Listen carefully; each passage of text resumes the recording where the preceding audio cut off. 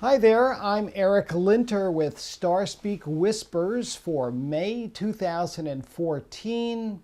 This is one of my most favorite months of the year, May Day, the great celebration of spring, communism, and all kinds of rituals. We're talking really about the sun in Taurus and the fact that this is the season of rebirth and the powers of earthly splendor, pleasure, regeneration are just so abundant. Although this year the weather's been so cold here in New England, everything's running slightly behind. Fortunately, on May 1st, the moon in Gemini will trine Mars, which is still retrograding in Libra, but it'll give us all, including the little plants and flowers, an energy boost, much needed, I should add.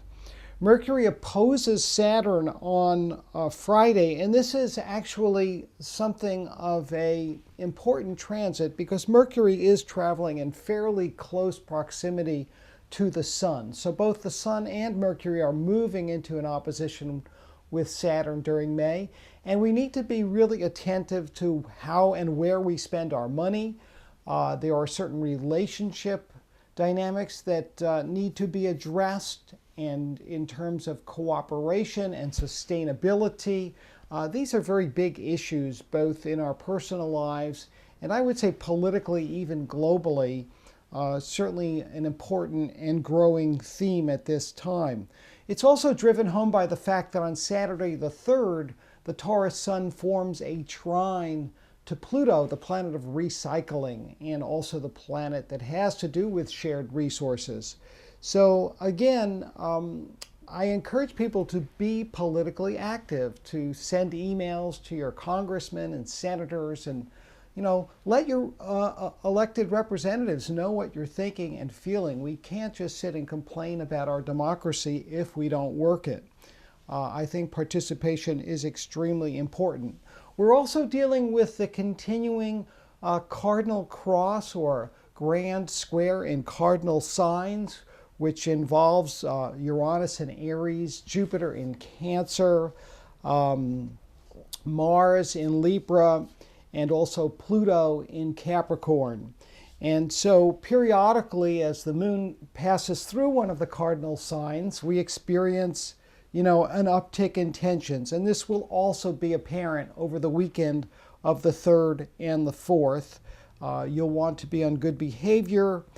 Things do harmonize and smooth out Sunday evening. And then as we head into the beginning of the new week, the sun is aligning in a really smooth and wonderful sextile with Jupiter, which is certainly a confidence booster and good for business and decision making. Mercury arrives in Gemini on Wednesday the 7th, and again, mental faculties will tend to sharpen.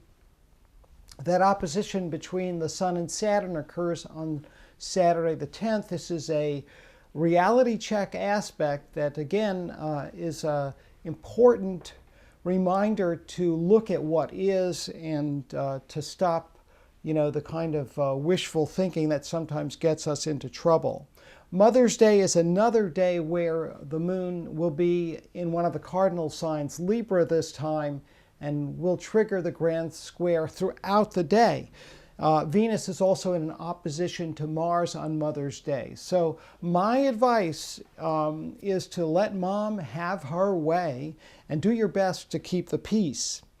The moon is waxing full and is actually exactly full on Wednesday the 14th at 3:16 in the afternoon here on the East Coast. This is the full flower moon in the sign of Scorpio. In the Orient, this is a moon associated with the return of the spirit of the Buddha to the earth plane. So if you are into having a meditation around this full moon, you might actually experience the peaceful vibes of the Buddha himself. I'm going to leave off with this full moon. I just want to say a couple of more things. It does involve the two money signs. So again, the theme has to do with resources and how we share them. And hopefully, we can reach some good functional agreements with our friends and partners and significant others and make use of this energy in a positive, transforming way. The moon does go void, of course, after the full moon, so there'll be time Wednesday evening to digest, think about, and basically calm down after the lunar surge has completed.